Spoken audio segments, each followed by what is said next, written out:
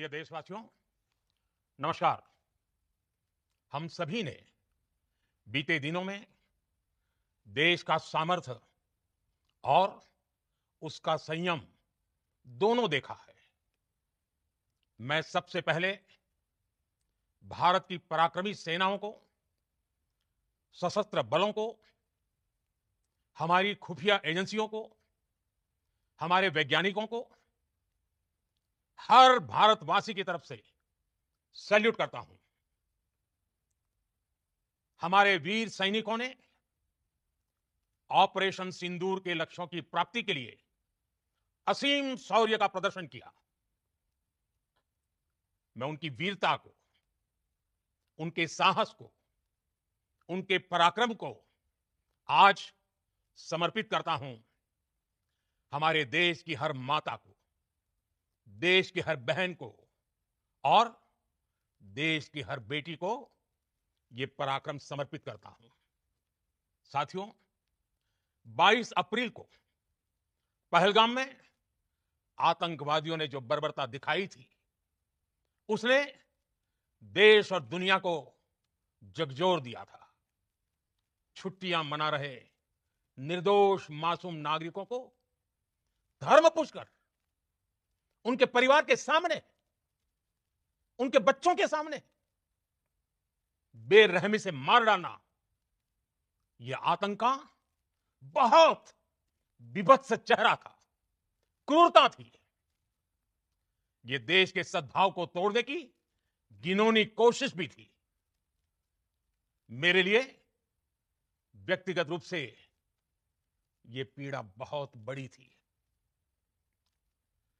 इस आतंकी हमले के बाद सारा राष्ट्र, हर नागरिक, हर समाज, हर वर्ग, हर राजनीतिक दल एक स्वर में आतंक के खिलाफ कड़ी कार्रवाई के लिए उठ खड़ा हुआ।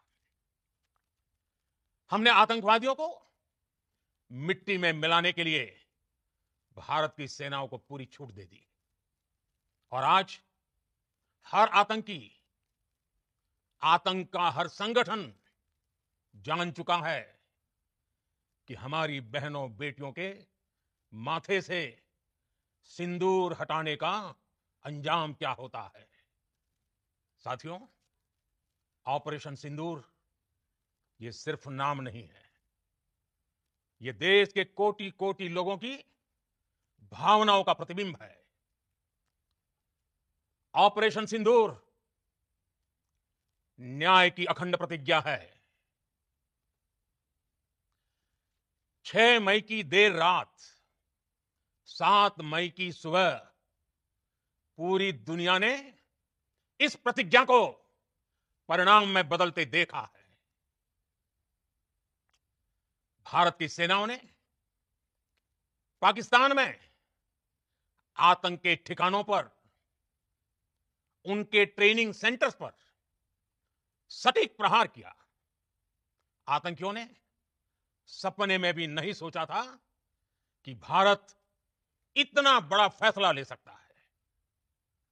लेकिन जब देश एकजुट होता है, नेशन फर्स्ट की भावना से भरा होता है, राष्ट्र सर्वोपरि होता है, तो फौलादी फैसले लिए जाते हैं, परिणाम लाकर दिखाए जाते हैं।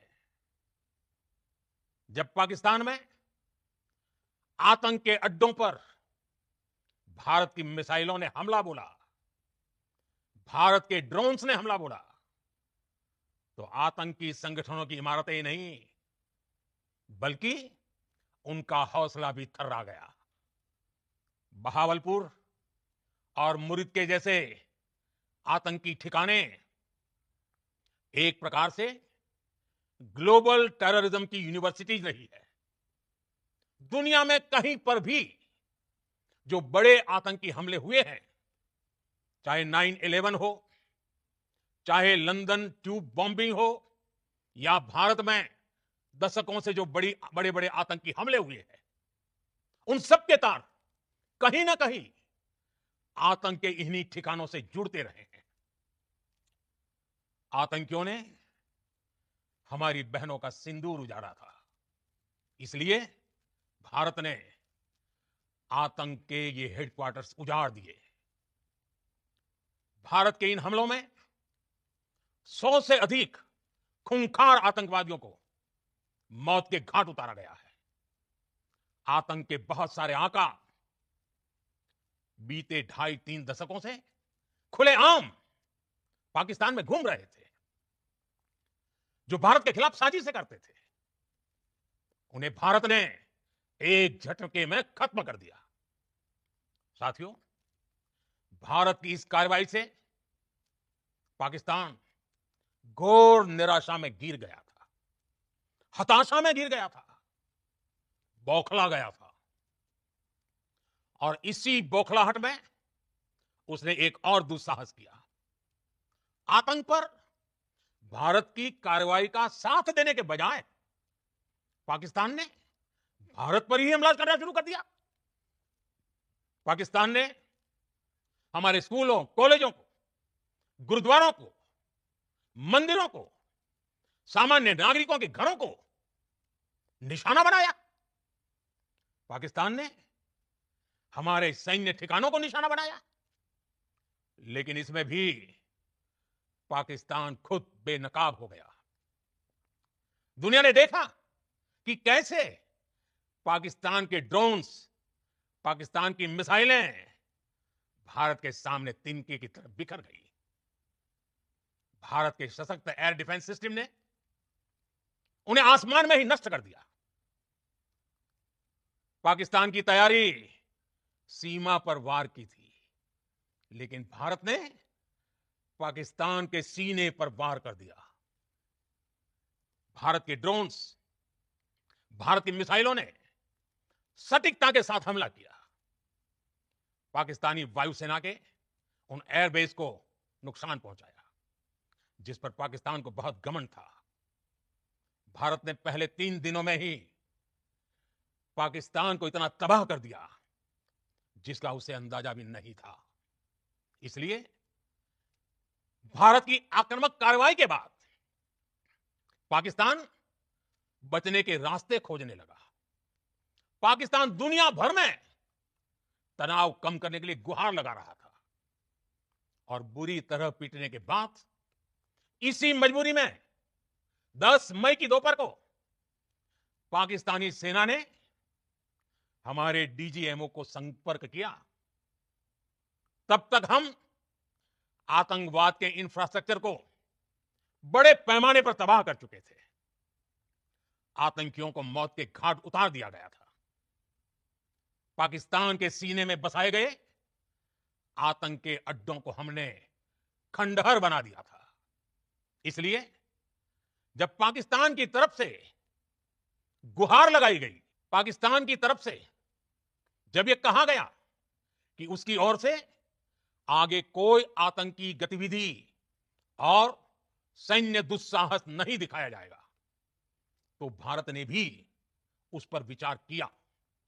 और मैं फिर दोहरा रहा हूं, हमने पाकिस्तान के आतंकी और सैन्य ठिकानों पर अपनी जवाबी कार्रवाई को अभी सिर्फ स्थगित किया है।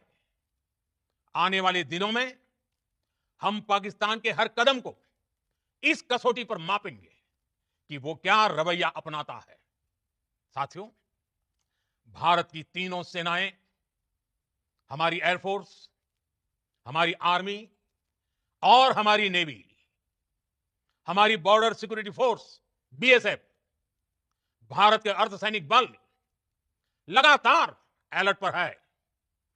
सर्जिकल स्ट्राइक और एयर स्ट्राइक के बाद अब ऑपरेशन सिंदूर आतंक के खिलाफ भारत की नीति है।